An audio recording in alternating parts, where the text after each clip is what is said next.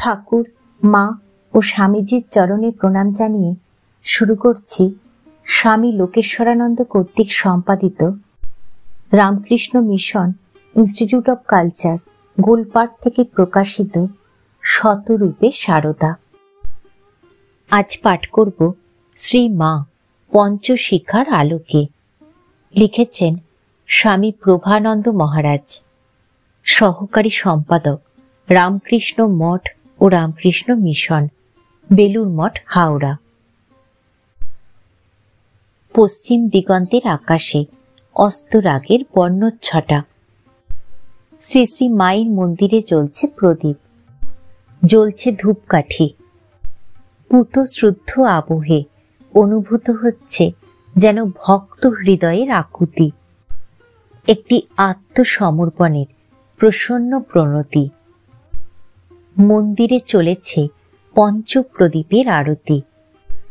5টি দীপশিখাই অনন্য, কিন্তু প্রত্যেকটি শিখা তার স্বাতন্ত্র্য রক্ষা করেও একই দীপারতির ঐকতানে মেতে উঠেছে। পঞ্চশিখার স্নিগ্ধ আলোকে উদ্ভাসিত হয়ে উঠেছে শ্রী শ্রী মায়ের আনন্দ মূর্তি, বিভাসিত হয়ে উঠেছে জগৎ জননীর দৃপ্ত মহিমা। শ্রীরামকৃষ্ণ 5 জন চিহ্নিত গৃহী ভক্তের হৃদয়ে দীপ জ্বালিয়ে দিয়েছিলেন। তিনি গিরিশকে আশীর্বাদ করেছিলেন, চৈতন্য হোক। হৃদয় দ্বীপে তার জ্বলে উঠেছিল বিশ্বাসের অমৃত শিখা। বলরাম বসুকে চিহ্নিত করেছিলেন জগন্মাতার রসোদ্দার রূপে। তার হৃদয় দ্বীপে জ্বলে উঠেছিল সেবার স্নিগ্ধ শিখা। দুর্গাচরণ নাগকে দিয়েছিলেন জ্ঞান মিশ্রা ভক্তির উপদেশ। তার হৃদয় দ্বীপের শিখাটিতে ভক্তির অশ্রুনত ব্যঞ্জনা। পুঁথিলেখক অক্ষয় মাস্টারের বুকে রেখেছিলেন জাদু স্পর্শ। তার হৃদয় দ্বীপের শিখাটি সর্বসমর্পিত দীনতার শিখা। আর কথামৃত লেখক মহেন্দ্র মাস্টারের জন্য তিনি প্রার্থনা করেছিলেন জগন্মাতার কাছে, মা, মাঝে মাঝে দেখা দিস, নইলে কি নিয়ে থাকবে। তার প্রহ্লাদের ভাব। তার হৃদয় দ্বীপের শিখাটি উজ্জ্বল জ্ঞান শিখা। এই পঞ্চশিখার আলোকে সমুদ্ভাসিত যে জগৎ জননীর মর্ত মহিমা, তা আমরা সংক্ষেপে এখানে আলোচনা করব। শ্রী রামকৃষ্ণ শিষ্য স্বামী বিবেকানন্দ বলতেন, আমাদের গুরুদেব ছিলেন সম্পূর্ণ মৌলিক, সুতরাং আমাদের প্রত্যেককেও হয় মৌলিক হতে হবে, নয়তো কিছুই না। শ্রী রামকৃষ্ণের যে 5 জন গৃহী সন্তানের বিষয় আমরা আলোচনা করেছি, তারা প্রত্যেকেই মৌলিকতায় ভাস্বর। নানা দিক থেকে তাদের জীবন ছিল একান্তভাবেই মৌলিক, এবং প্রত্যেকেই তারা মৌলিক বলেই তাদের মানস চৈতন্যে বিভাসিত শ্রী শ্রী মায়ের প্রত্যেকটি রূপচিত্র মৌলিকতার দাবি রাখে। এই 5খানি চিত্ররূপ দিয়ে সাজিয়েছি একটি মুক্ত প্রদর্শনী রূপমঞ্চ। এই সব রূপচিত্রগুলি দেখে অন্তত কিছুটা ধারণা করা যাবে জগৎজননী সারদা দেবীর মাহাত্ম্য। এ সকল চিত্র চরিত্রগুলি ধূপ ছায়ার মতো। ধূপ আছে বলেই ছায়া দেখা যায়, একান্তে অনুভব করা যায় আজও তাদের অমূল অস্তিত্ব। প্রথম শিখা।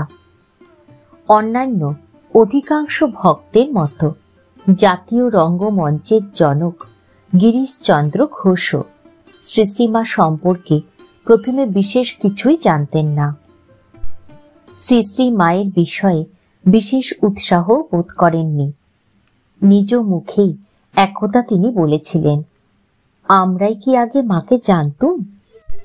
পরে নিরঞ্জন আমাদের চোখ খুলে দিলে।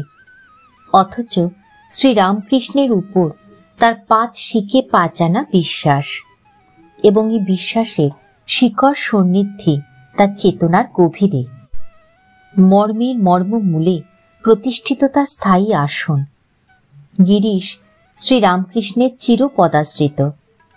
শ্রীরামকৃষ্ণ সম্বন্ধে তিনি বলতেন, তাকে মানা, ভালোবাসা, পূজা করা কঠিন নয়, তাকে ভুলাই কঠিন। গিরিশের অখণ্ড বিশ্বাস শ্রীরামকৃষ্ণ স্বয়ং ভগবান, কারণ শ্রীরামকৃষ্ণ তাকে তার নিজের চাইতেও বেশি ভালোবাসতেন। দ্বন্দ্বমুখর গিরিশের জীবন। তার দ্বন্দ্ব কল্পনা ও কর্মশক্তিতে, সংশয় ও প্রত্যয়, হৃদয়ে ও মস্তিষ্কে। সব দ্বন্দ্বের নিঃশেষ অবসান ঘটিয়ে ঠাকুর বকলমা নিয়েছিলেন গিরিশের। তিনি শ্রীরামকৃষ্ণকে তার বকলমা দিয়েছিলেন। একান্ত বিশ্বাসে সর্বসমর্পিত গিরিশ মানসে শ্রী শ্রী মা জগদম্বা রূপে নিত্য অধিষ্ঠিতা। একদিন গিরিশচন্দ্র তার বাড়ির ছাদে বেড়াচ্ছিলেন। তার দ্বিতীয় পক্ষের স্ত্রী বলরাম ভবনের ছাদে শ্রী শ্রী মাকে দেখিয়ে বললেন, ওই দেখো, মাও বাড়ির ছাদে বেড়াচ্ছেন। গিরিশ পিছন ফিরে দাঁড়িয়ে বললেন, না না, আমার পাপ নেত্র, এমন করে লুকিয়ে মাকে দেখব না। শ্রী শ্রী রামকৃষ্ণকে প্রাণ ভরে সেবা করার জন্য তাকে পুত্ররূপে পেতে চেয়েছিলেন গিরিশচন্দ্র। তিনি দ্বিতীয় পক্ষে একটি পুত্র সন্তান পেয়েছিলেন। গিরিশের বিশ্বাস ছিল ঠাকুরই তার ঘরে পুত্ররূপে এসেছেন। 1890 সালের শেষ ভাগ। শ্রী শ্রী মা তখন বরানগরে সৌরীন্দ্র মোহন ঠাকুরের বাড়িতে বাস করছিলেন। গিরিশচন্দ্র তার পূর্বোক্ত পুত্রকে সঙ্গে নিয়ে একদিন গেছেন সৌরীন্দ্র মোহন ঠাকুরের বাড়িতে। 3 বছরের শিশু। অস্থির হয়ে শ্রী শ্রী মা উপরে যেখানে ছিলেন সেদিকে দেখিয়ে উফ উফ করতে থাকে। একজন সেবক শিশুটিকে দোতলায় নিয়ে যান। শিশু শ্রী শ্রী মায়ের চরণতলে পড়ে প্রণাম করল। নিচে নেমে এসে পিতাকে উপরে নিয়ে যাওয়ার জন্য তার হাত ধরে টানতে থাকল। আবেগে উত্তেজনায় গিরিশ কেঁদে ওঠেন, বলেন, ওরে, আমি মাকে দেখতে যাব কি? আমি যে মহাপাপী। বালক নাছোড় বান্দা। শেষে বাধ্য হয়ে গিরিশচন্দ্র শিশুটিকে কোলে করে কম্পিত কলেবরে অশ্রু প্লাবিত চোখে উপরে উঠে গেলেন। শ্রী শ্রী মায়ের চরণে দণ্ডবৎ প্রণাম করে বললেন, মা, এ হতেই তোমার শ্রীচরণ দর্শন হলো আমার। এই ঘটনার ঐতিহাসিক গুরুত্ব উল্লেখ করে স্বামী গম্ভীরানন্দ লিখছেন, শ্রীযুক্ত মাস্টার মহাশয় প্রভৃতি কয়েকজন ভক্ত পূর্ব হইতেই তাহাকে পূর্ণরূপে গ্রহণ করিয়া থাকিলেও ভক্ত গোষ্ঠীর দ্বারা তিনি গিরিশের আগমনের পর হইতেই প্রকাশ্যভাবে জগদম্বা রূপে স্বীকৃত হইয়াছিলেন। তৎপূর্বে লজ্জাশীলা মা অসূর্যম স্পর্শা ছিলেন। ভক্তগণ তাহার দর্শন পাইতেন না, নিচে প্রণাম জানাইয়া বিদায় লইতেন। গিরিশাদির আগমনের পর হইতে শ্রী মাও ভক্ত জননী রূপে আত্মপ্রকাশ করিতে থাকিলেন। কিন্তু কাল সেই পুত্রকে গ্রাস করে নিলে গিরিশচন্দ্র মুষড়ে পড়েছিলেন। গুরু ভাই স্বামী নিরঞ্জনানন্দ তাকে নিয়ে গেলেন জয়রাম বাটিতে শ্রী শ্রী মায়ের কাছে। একদিন প্রণামের অবকাশে গিরিশ মাতৃমুখ দেখে চমকিয়ে ওঠেন, বলেন, মা তুমি? যৌবনে একদা বিসূচিকা রোগ থেকে যে মাতৃমূর্তির স্বপ্নাদেশ পেয়ে গিরিশের প্রাণ রক্ষা হয়েছিল, তারই প্রতিচ্ছায়া শ্রী শ্রী মায়ের মধ্যে দেখে গিরিশের ধারণা হয় শ্রী শ্রী মাই অতীতে তার প্রাণ রক্ষা করেছিলেন। তবুও নিশ্চিত হবার জন্য তিনি লোক মারফত প্রশ্ন করে পাঠালেন, শ্রী শ্রী মা পূর্বে এইভাবে কখনো তাকে দর্শন দিয়েছিলেন কিনা। শ্রী শ্রী মা স্বীকার করেন। অতঃপর জিজ্ঞাসু গিরিশ আর একদিন শ্রী শ্রী মাকে জিজ্ঞাসা করলেন, তুমি কিরকম মা? শ্রী শ্রী মায়ের কণ্ঠে ধ্বনিত হল এই প্রশ্নের শাশ্বত উত্তর, আমি সত্যিকারের মা, গুরুপত্নী নয়, পাতানো মা নয়, কথার কথা মা নয়, সত্য জননী। এই অভয়ের বাণী শুনে গিরিশের বিশ্বাসের নীলাকাশ থেকে দ্বিধা সন্দেহের ক্ষীণ মেঘখণ্ড চিরকালের জন্য অন্তর্হিত হয়ে যায়। জয়রামবাটিতে শ্রী শ্রী মায়ের অদ্ভুত অকৃত্রিম ভালোবাসায় শান্ত হয়েছে গিরিশের অশান্ত হৃদয়, প্রসন্নতায় পরিপূর্ণ হয়ে উঠেছে মন। কিন্তু তার ভেতর থেকে স্তম্ভিত হয়ে উঠেছিল বৈরাগ্য ব্যাকুলতা। পূর্বেও হয়েছিল, শ্রীরামকৃষ্ণ তখন তাকে শান্ত করেছিলেন। এবার সন্ন্যাস গ্রহণের জন্য দৃঢ় সংকল্প গ্রহণ করে তিনি উপস্থিত হলেন শ্রী শ্রী মায়ের কাছে। অনুমতি প্রার্থনা করলেন তার, কিন্তু মা আপত্তি জানালেন। বাক্য নিপুণ নাছোড় গিরিশচন্দ্র আধ ঘণ্টা ধরে নানা যুক্তির অবতারণা করলেন শ্রী শ্রী মায়ের কাছে। তথাপি শ্রী শ্রী মায়ের সিদ্ধান্ত অপরিবর্তিত থেকে গেল। অতঃপর গিরিশচন্দ্র ডুব দিলেন চিত্তের গভীরে, নতজানু হয়ে মেনে নিলেন মাতৃ আদেশ। হঠাৎ এক নতুন আলোকে উদ্ভাসিত হয়ে উঠল তার মনের দিগন্ত। মুহূর্তের মধ্যে গিরিশচন্দ্র তার ভবিষ্যৎ জীবন পরিচালনার জন্য খুঁজে পেলেন পথ নির্দেশ। গিরিশ ফিরে এলেন আবার সংসারে, প্রাত্যহিক তার দিনচর্চার মাঝখানে।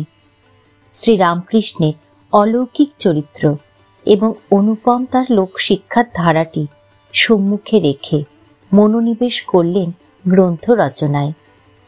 এই ঘটনা 1891 খ্রিস্টাব্দের। আমাদের এই সিদ্ধান্তের সমর্থনে পাই উদ্বোধন পত্রিকার মন্তব্য। এখন হইতে সম্পূর্ণ অন্য এক ব্যক্তি হইয়া গিরিশ কলিকাতায় ফিরিলেন এবং ঠাকুরের অলৌকিক চরিত্র এবং শিক্ষা দীক্ষা লইয়া পুস্তক সকলের প্রণয়নে অবশিষ্ট জীবন নিয়োগ করিতে কৃত সংকল্প হইলেন। বছর পাঁচেক পরে শ্রী শ্রী মা তখন সরকার বাড়ি লেনে হলুদের গুদাম বাড়িতে বাস করছিলেন। গিরিশ সেখানে প্রায়ই যেতেন শ্রী শ্রী মাকে প্রণাম করতে। সেদিন জয়রামবাটি যাবার জন্য প্রস্তুত হচ্ছিলেন মা। গিরিশচন্দ্র এসে উপস্থিত হলেন।